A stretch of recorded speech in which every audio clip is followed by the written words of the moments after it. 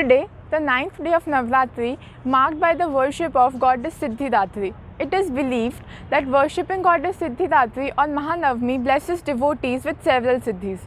So today, on this occasion, we have with us Ms. Ami Sharma, who represented Rajasthan in the National Youth Parliament 2021. So here we go.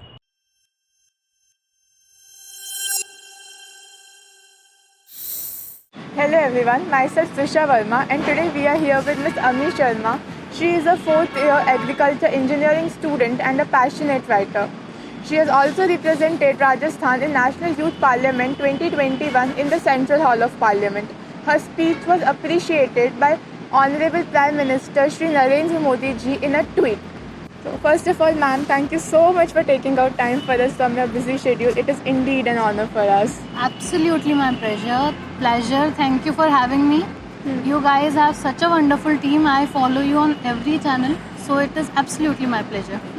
Okay, so ma'am, from participating in various debates at school level and then going to national level as a debater and then representing Rajasthan in National Youth Parliament, your journey is really very inspiring. So please tell us in detail about your journey, what obstacles you faced, how you overcame, and what drives you towards excellence. About my journey, ever since middle school, ever since primary even, I have been an active child. That is how our mother brought us up. Be it a wedding or a family function, we have always been active. So stage fright was never really there. I overcame it quite early on in my life. Then in my first year of college, opportunity came by where I had to audition for a national level debate, inter-university debate at Pantnagar. So I did. There I was required to debate in Hindi and I am not quite comfortable. I wasn't at that time. But at that time I was like, give me the opportunity. If you want me to speak regional language, I will learn it in 10 days and speak it. I want to participate. From there, it was never actually looking back. I have participated in various competitions from there.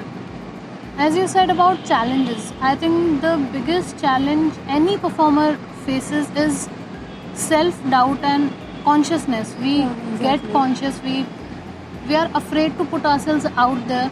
So first of all, we should overcome that. If we overcome that, then rest is easier in comparison. That's what I think. Okay, so moving ahead, please share with us what you were thinking when you were sitting in the Central Hall of Parliament with an authority to represent your state. And so and how you calmed yourself down during that time.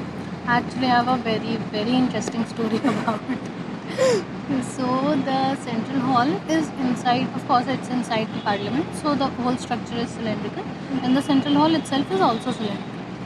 So when we had to get up about at 5 a.m. in the morning, get breakfast, get into the bus by 6 a.m. And then we'll reach the Parliament and the security procedures. Of course there are 4-5 checkpoints before entering. Everything happened. We went inside, the program started. Enjoying, listening to other performances, and then I saw up and there's a balcony and where all security persons, big built up man in black coats wearing headphones and cameras, so many people, IAS, IPS, authorities, ministers, and I started getting scared. Okay, this is happening. This will be on TV. Everyone will be watching it.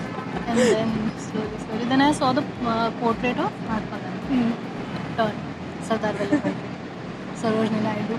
And I was like, these are the people who are literally legends. They have built the nation as we know it today. And I will have to stand where they stood and speak. Oh my God.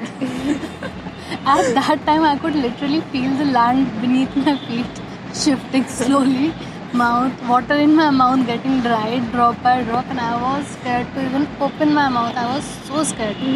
But fortunately, Rajasthan was after lunch break, as states were being called alphabetically.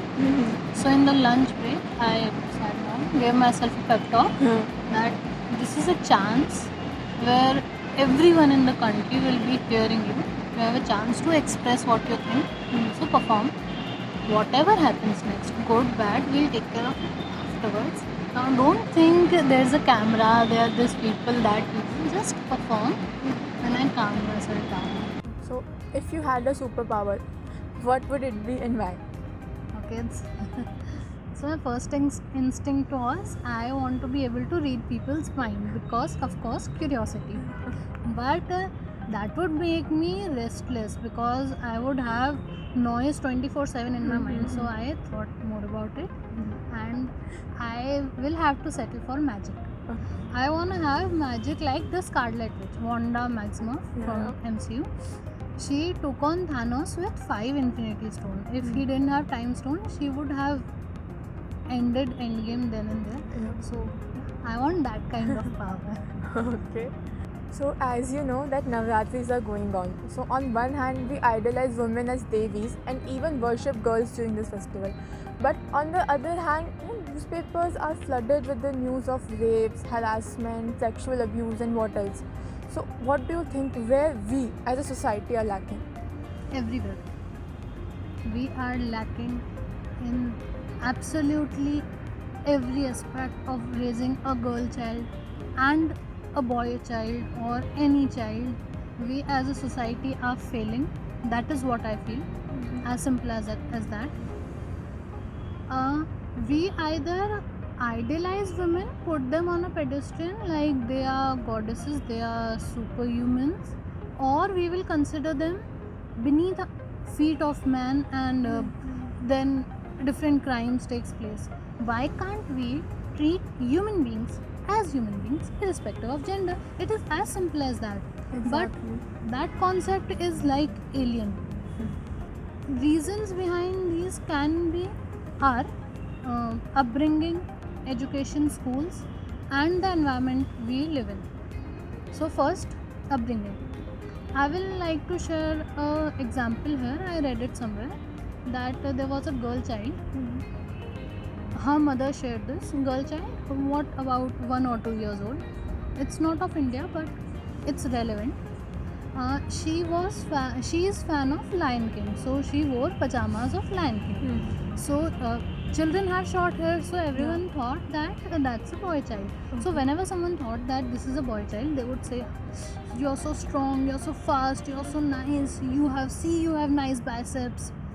And whenever she wore pink or something like that, they would compliment her like, "Oh, you're so pretty, your frock is so nice." Yeah. So when we put in subconscious of a child such things from so little age, how can we expect them to grow up differently? Yeah, exactly. It is not about gender, it is about the upbringing they are being provided. They see the kind of behavior in which their parents are, their family is, their school teachers, education, everything. Apart from that, we say that entertainment industry cannot influence over upbringing. But I have to slightly disagree. I'm not saying upbringing doesn't play a role, but Bollywood, music videos, everything in the entertainment industry is a factor. When we see something for so many years, like from the 90s, even before that, it is normalized. Like in music videos. I love Punjabi songs. I absolutely love them. All due respect to all the singers, actors, composers. But every song has lyrics like girls are materialistic, they want money, अच्छी गाड़ी दिखाओ, अच्छे कपड़े दिखाओ. So that things become normalized. In Bollywood, such problematic characters are there from God knows when. And that is normalizing discrimination, crimes, everything. Achha, thirdly, I think here, whoever thinks that our Indian culture is the reason of these things, it is not. It is the British influence. So that is also a clear indication why we should change the way we think. If you were given a chance to change one thing for women in India, what would it be and why? Mindset. Wow, amazing. I would change mindset of not only men but women. because strong mothers raise strong children, strong fathers raise strong children. That mindset, which is the root of every problem, especially discrimination against women, I would like to change that mindset. Superb answer, ma'am. Thank you so much. Okay, so at last I would like to express my gratitude. Thank you so much for sharing your experiences with us. It was indeed a pleasure for me. It was absolutely a pleasure for me, Trisha, as well, to talk to you, to meet your entire team, and huge shout out for whole Safar Tak team. You guys are doing absolutely amazing. Thank you for having me. Do like share and subscribe to our YouTube channel. हमें comment करके बताइए कि आपको ये video कैसा लगा and don't forget to follow us on Instagram, link in the description.